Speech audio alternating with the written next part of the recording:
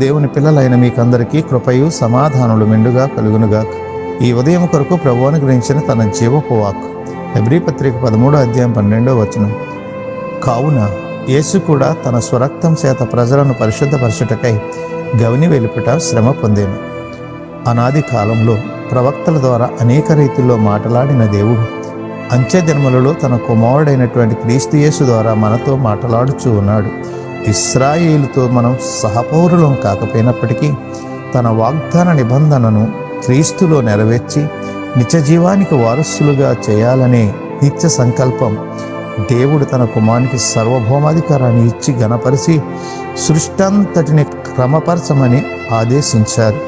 ప్రభునందు ప్రియులారా, అట్టి అధికారం కలిగినటువంటి ప్రభువుకు నీ రక్షణ నా రక్షణ భారం కలిగి ఆయన తలవాల్చుటకు కూడా స్థలం లేని వానిగా ఆయన పొందినటువంటి ఆ శ్రమ మనకు రక్షణ.